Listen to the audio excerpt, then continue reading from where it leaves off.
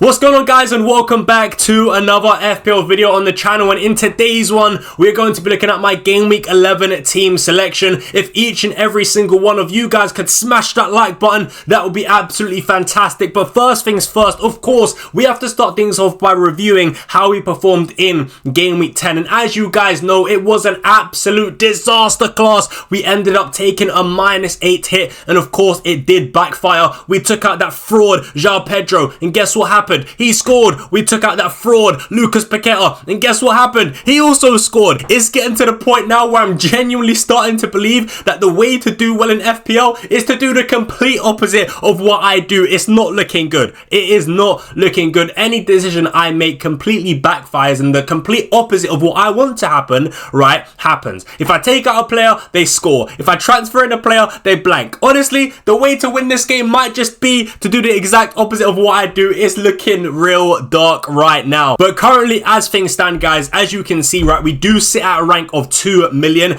And of course, that is not good, right? If you told me at the start of the season, after 10 game weeks, I would be sitting at a rank of 2 million, I would have slapped you in your face. I would have told you, you are chatting absolute nonsense. There's no way on God's green earth, after stinking out the place last season, I would also stink out the place again this season. And listen, I didn't expect to be doing this bad at the start of the season, right? But things must improve. I have already acknowledged that, guys. I have already taken accountability, and I've already told all of you guys that this is now a fresh start, right? From Game Week 11 onwards, it's a fresh start. I'm changing the way I'm approaching the game. I'm changing the way I go about picking players, and hopefully now from this point onwards, we can see an improvement, right? And things have to improve. If we still want to get that top 50k finish, time is running out, guys. Time is running out. People can keep on saying your rank doesn't matter at this stage, but I personally disagree, right? The longer you suffer, the longer you stay in the trenches of 2 million, right? The harder it is going to be for you to gain rank. So we need to see an improvement from now. And yeah, as I said, I'm expecting to see an improvement because I'm changing my approach. So yeah, 76 points with a -8. So I got 68. Nothing really too special. Sitting at a rank of 2 million. Hopefully now from this point onwards, things can improve. But with all that being said, guys, let's waste no more time and let's have a look at my team selection for Game Week 11. All right, guys, so let's have a look at my team selection for Game Week 11. And first things first, we'll start things off with the back line. In goal, we do have a David Raya, and on the bench, of course, we do have the Bravka. Now, we also do have a back three of Gabriel, Munoz, and Anderson. And on the bench, we currently do have Senesi and Rodon. Now, first things first, of course, Raya, Gabriel got a nice fixture against Sunderland away from home. They are going absolutely nowhere. Yeah, love the Arsenal defense. To be fair, you could say Gabriel is actually a really strong captaincy option this week, but I don't think I'll be going there, even though, yeah, like I said, I mean, he does look like still a really good captaincy option. The clean sheet potential is there. The set piece threat is there. The DEFCON potential is there. Right now, to be honest with you guys, Gabriel is genuinely looking like the second best pick in the game after Erling Haaland. And to be honest, when you talk about pound for pound, Gabriel is probably even better than Haaland, right? Because Haaland is so expensive. But of course, we can have Haaland and Gabriel in our team, so it doesn't matter. But what I'm trying to say here is that Gabriel genuinely is, like I said, one of, if not the best or the second best pick pound for pound in the game right now, man. He's absolutely amazing. But yeah, there's just so many routes to points there with Gabriel. So I do think he's a genuine captaincy option. However, this week, I don't think I'll be going there. Now, we also do have Munoz, and I'm really happy with him. He's not going anywhere for me. I really do like Munoz. I think Crystal Palace long-term have really nice fixtures. So yeah, I think really for me, Munoz is pretty much a season keeper. I don't really think, unless he gets injured, I don't think I'll be taking him out. I really don't, because I just think, you know, Munoz has above everything. And like I said, the way I view Munoz as a pick in the game is like a winger that gets clean sheet points, right? His attacking threat is so good. The DEFCON potential is decent. The clean sheet potential is there. And of course, like I said, he'll chip in with, you know, the attacking returns, the goals and the assists. So Munoz, he's just a complete FPL pick. And this defense really, like Raya, Gabriel, Munoz, those three, they're just not going anywhere. They're not going absolutely anywhere for me. Love them as picks. So yeah, really happy with Munoz, Ray, and Gabriel this week. Now, we also do have Anderson currently in the starting 11. Now, it really is a 50-50 for me between Anderson and Senesi, right? I do think it's so tight. At the moment, I've got Anderson in the starting 11, but it could change to Senesi. However, like I said, I'm favouring Anderson at the moment. I do think for both teams, right, they've got relatively tricky games. Like Everton away, I don't think is the easiest game, especially with players like Grealish and Ndiaye that can hurt you. And the same thing with Bournemouth, really. Like Aston Villa away from home isn't the easiest game, especially recently. We've seen an improvement with Aston Villa. But what I will say is, right, with Berry or Beto up front for Everton, I think that is the deciding factor for me, right? Because Everton's strikers are so bad, yeah, they probably get some chances, but because of just the lack of clinicalness from these sort of number 9s and forwards that Everton do have, I'd rather sort of gamble with Anderson and just basically pray that he gets a clean sheet. But of course, Anderson is also really good for DEFCON as well. I mean, both defenders are, right? Anderson and Senesi really good for DEFCON. It really is a 50-50. I mean, looking at Rob T's, projected goals and clean sheet odds, you guys can see here that Fulham, right, have a 26% clean sheet potential and Bournemouth have a 22% clean sheet potential. So yeah, even that as well, again, gives me that sort of confirmation bias that I needed really to start Anderson. I just have a feeling that Fulham have a slightly higher chance of getting a clean sheet, especially with the poor strike options they've got, right? Players like the absolute bums like Beto and Berry that get chance after chance after chance but consistently miss and fail to put the ball in the back of the net. That gives me, I'm clinging onto that bit of hope there with Anderson.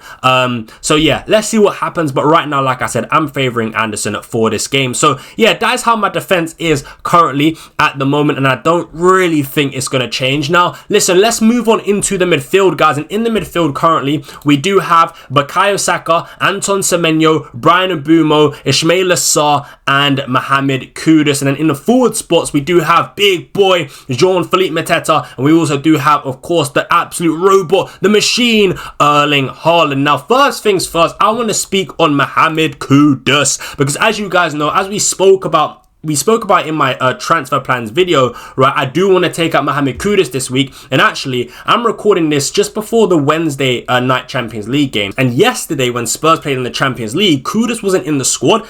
I don't know if he's dealing with an injury. I don't know if he's going to be fit and available for the game against Manchester United. But whether he is fit or not, I want that fraud absolutely just banished from my FPL team, right? I want him gone. I want to sell Mohamed Kudus, and the player I want to get in is Enzo. The more and more I think about it, the more and more I want Enzo Fernandez in my FPL team. Now, first things first, I gotta say this. I'm very, very sorry to Enzo Fernandez owners. Listen, after my transfer plans video, I was reading the comments, and literally every single man and their dog was commenting under my video. Please don't get Enzo. Please don't get Enzo. No, my Enzo pick is ruined. He's never gonna score again. Don't bring him in. Guys, I'm sorry. Okay, I'm sorry, but I really want Enzo, right? I know I'm probably gonna jinx him, but please just let me transfer in Enzo, man. He's the player I want. He's the guy that I want. It's Wolves at home next. It's Burnley away after that. Just please let me bring in Enzo Fernandez in peace, man. All right, please. I told you it's a different me, right? So I'm not gonna jinx him. I promise you he won't be jinxed. He will score against Wolves at home. What do you can believe, guys? Believe and keep faith. But Enzo Fernandez still remains a very, very good pick, even if I do bring him in my FPL team, right? I promise you guys, okay? I promise he will score against Wolves, and we will all celebrate and we'll all party together in a live watch along, right? That's my promise to you guys. But yes, Enzo Fernandez is the player that I do want to bring in for Mohamed Kudus. Of course, I was thinking about players like Jacoba Minte. I've even thought about, Dango Utara. I spoke about him in my transfer talks video. I do like what I've seen from him recently. Obviously, there's players like Caicedo as well, but I'm personally not really a big fan of Caicedo as a pick, right? I mean, look, I know Caicedo has done well in, well, not even just in recent weeks, throughout the season, right? He's the third highest scoring FPL midfielder in the game, which is absolutely ridiculous. However, do I think he's going to continue getting these points at this rate that he's getting them at the moment? In my personal opinion, no, because when you look at the goals and assists that he's got, right? 3 goals, 1 assist, 4 goal contributions, right? In 9 Premier League starts. That's almost a 1 in 2 rate of attacking returns. Is Caicedo going to continue getting those attacking returns at that rate? I don't think so, right? And the reason he's doing so well is because he's getting these attacking returns. It's not because of the DEFCON. Do not get it twisted, guys. If Caicedo only had 1 goal so far this season and the same amount of DEFCONs he's got so far this season, he would not be third, right? He would not have the amount of points he's got so far. I think the goals and the goal contributions, right, is boosting Caicedo up the ranks in FPL, and that's why he's currently the third highest scoring midfielder in the game. Now, I don't believe he's going to continue getting the goals and assists at that rate, which is why for me, I don't really like him as a pick. The underlying data in terms of the attack is not good, and we can see the goals he's scoring are like long shots, right? I just don't know how sustainable that really is, and it's just not the kind of pick I want to go for. That's my personal opinion. You might disagree, right? You might disagree, and to be fair, that's fine. Everyone's allowed their own opinion. Now, because I'm going for Enzo Fernandez, a lot of you might not want to go for Enzo Fernandez because you think I'm going to jinx him. And in that case, feel free to go for Caicedo because he could be the one for you. But for me personally, I just don't like him as a pick. I'm going to be honest, guys. I really don't. He's not the kind of player. And maybe this is why I'm doing so bad this season, because I'm failing to adjust to this season. But I just can't get behind picking a player like Caicedo, man. So yeah, for me, the one to go for is Enzo Fernandez. Of course, there's also Ilman Ndiaye, who's also a really good option in my opinion. He did come off injured in the last game against Sunderland, but I think he's okay. So yeah, there's a few options, but you know, all things considered, Enzo Fernandez is the one I want. And also, at the time of recording, I've just seen that he's been benched in the Champions League game as well against Karabakh for Chelsea, right? Which is positive. That pretty much means he's going to start. So yeah, I like Enzo Fernandez. Yeah, he's just the one I want, man. Wolves at home, Burnley away next 2. It's very, very tasty. Very, very good underlying data. I've spoken about Enzo Fernandez pretty much all week in transfer talk, in my transfer plans. We've seen how good the underlying data is for him. The fixtures are good. So yeah, I just believe he is a genuine good pick, FPL pick, and yeah, that's why for me, I want to sell Kudus and I want to get Enzo Fernandez. Now, listen, let's speak about Bukayo Saka, right? Bukayo Saka. Now, listen, Sunderland away, it's a decent fixture. Bukayo Saka, listen, he is not a major issue, right? He's not a priority sell in my FPL team. But what I will say is that somewhere in the near future, right, whether it's in the next, I don't know, 8 to 9 game weeks, so maybe that's not near future, but in the midterm future, right, I wouldn't be surprised if I do sell Saka, and I wouldn't be surprised if I do move to a triple Arsenal defensive structure, because for me, that is just the way to go right now. Like, some might say sell Saka and get Rice instead, but I'd rather go for a Timber instead of going for a Declan Rice, in my opinion. And I know Declan Rice has been, again, really, really good in FPL. He's the second highest scoring midfielder. Only Semenyo has more FPL points than Declan Rice so far this season. So yeah, Declan Rice is good, but for me, I do prefer Timber. I think Timber is still the one that I want to go for. If I'm being totally honest, I'd rather triple up on the Arsenal defense. Timber's also much cheaper as well. Like, Timber at the moment is 6.1 million, whereas Rice is 6.8 million. I don't believe Rice is that much more expensive than Urian Timber. And also this season, Timber's actually got a few more points than Rice as well. But yeah, like I said, I wouldn't be surprised, right, if I do sell Saka, go to a different midfielder, and basically upgrade one of my cheaper defenders, maybe even like a Rodon, and go to triple Arsenal defense. I just feel like their defense is just ridiculous, man. I think they've got like 8 clean sheets in a row, something ridiculous like that. Arsenal by far are just the best defense in world football.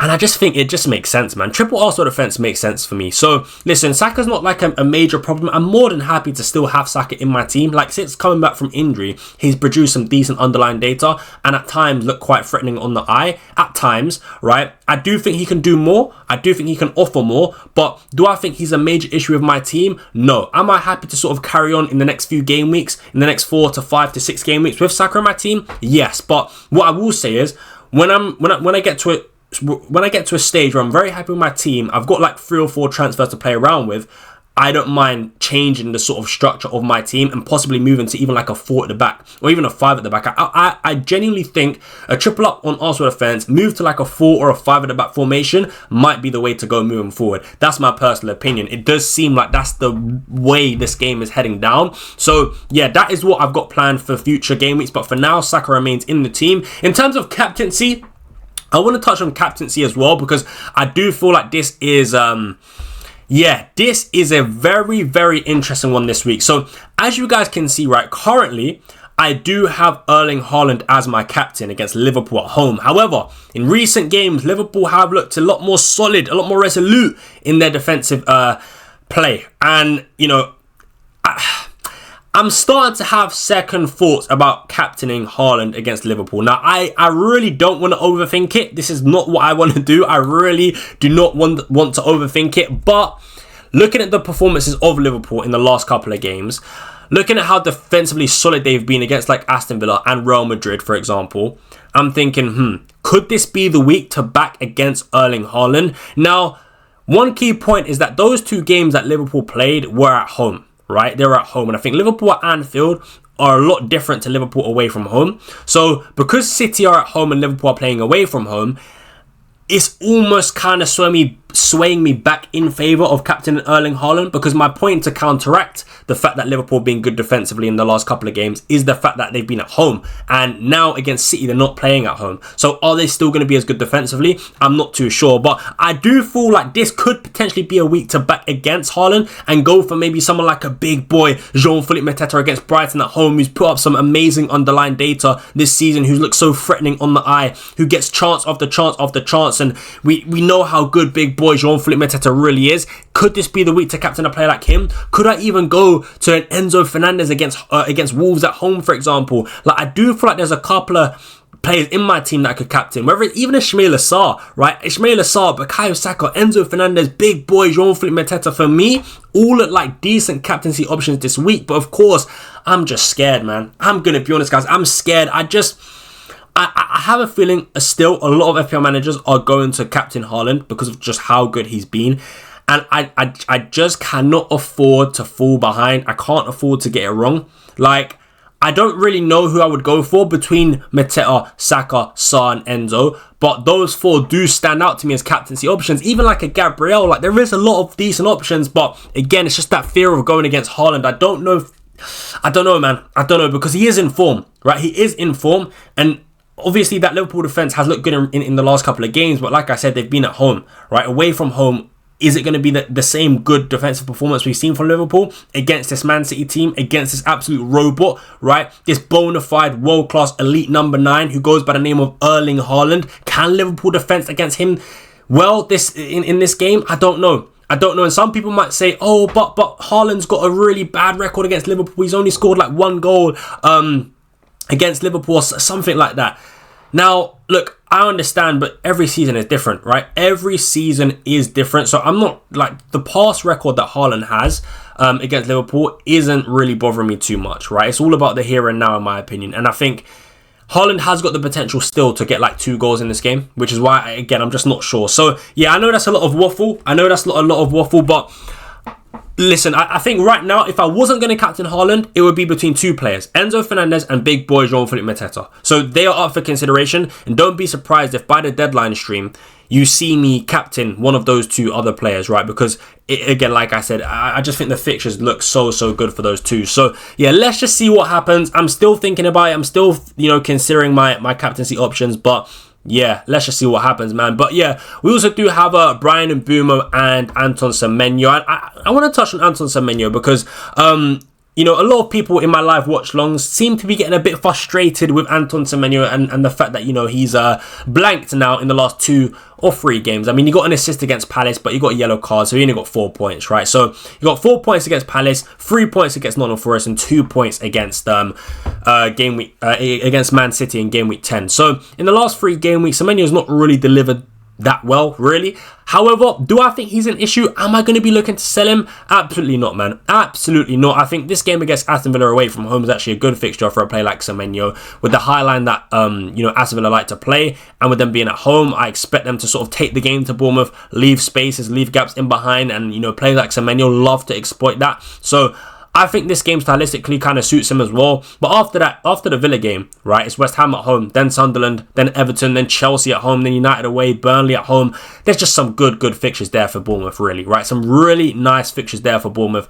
I don't really think we need to worry about selling Anton Semenyo because, look, just like, this is the thing. Surely Anton Semenyo has got some credit in the bank, right? Surely. He's had an amazing season so far. Surely he's got himself to a certain point where he's allowed to have a few games where he doesn't return. Because this season, he's been so good. He's been that good. And I do think this is his season. I do think this is the season where he racks up, maybe like 15, 16, 17 goals in the Premier League, right? So, listen, looking at the fixtures, looking at how Semenyo has played over the course of the season, for me, I don't think there's anything to worry about. I'm very happy with him. I'm not going to take him out. I feel like that's overthinking it. There's not one player right now that I could replace Semenyo with and think, yeah, they're definitely 100% sure going to provide more FPL points than Anton Semenyo in the future game weeks, right? There's not one player, no Declan Rice, no Caicedo, no Gravenberch, no Salah, literally no one that I can look to and say factually, right, 100%, right, they're going to outscore Anton Semenyo. So for me, I don't think there's any need whatsoever to transfer out Anton Semenyo, especially with the good fixtures he's got coming up. So yeah, he's going absolutely nowhere. And yeah, we got Brian and Boomer as well. Brian and Boomer, Spurs away. They're just coming off the back of a 4-0. Yeah, a 4-0 win in the Champions League. But listen, I still think this is a good game for Manchester United, to be fair. And once again, I just bought in Semenyo. I'm really happy with him as a pick. To be honest with you, once I bring in Enzo, like my team, I'm genuinely really happy with it. And I wouldn't be surprised if you see me roll up to like 4 or 5 free transfers, because what I've realized is to just give players a chance a bit more, especially these kind of players, right, who are looking really threatening on the eye, who are producing really good underlying data. These kind of players like Sarr, Mateta, Semenyo, Mbumo, Enzo Fernandez, Saka, Munoz, like I just want to let them cook. Right, I want to let them cook. I want to leave them in my team, and I'm happy to own them in future weeks because I do think they will deliver. So I'm not going to be too rash with any of these players. I really do like them. So as long as they're fit, as long as they're not suspended, then yeah, players like Mbumo, Mateta, Sarr, they're going to be in my team for quite a while. Mbumo and Sarr will probably come up my team when AFCON starts. So yeah, other than that, like, yeah, I'm just happy with my team, and I really just am happy with my team. So yeah, hopefully Mbumo does what he needs to do against Spurs, but yeah, it's going to be an interesting game. I do think the Spurs team is still bad. I know they beat Copenhagen 4-0 in the Champions League, but like Spurs, I've watched them a lot this season. I've not been impressed, and I'll be disappointed with Manchester United if we don't beat them, to be fair. I know it's away from home, but Spurs at home as well, look how poor they've been so far this season, right? They've been shocking. So yeah, I don't actually think we're at a major disadvantage playing Spurs away from home. So yeah, let's see what happens in that game. But yeah, that's how my team is currently looking for game week 11. Obviously, we've got Kudus in the side, but like I said, I want to take out Kudus and bring in Enzo Fernandez. So with Enzo Fernandez in the team, that's how it would look. And I think it looks really strong for game week 11, but not just for game week 11, right? Moving forward, I'm very happy with the team, with their setup. We've taken a -8 hit, but now it's a fresh start from game week 11 onwards. It's a new era, and hopefully from this point onwards, we see progress. Hopefully, right? Smash the like on the video, guys. Subscribe to the channel if you haven't already. Hit that notification bell so you never miss an upload. And of course, there will be a lot of watch-alongs to come this week, guys. We've actually got a lot of watch-alongs. So, yeah, hit that notification bell, man. And I'll catch you guys in the next one. Until then, I'm out. Peace.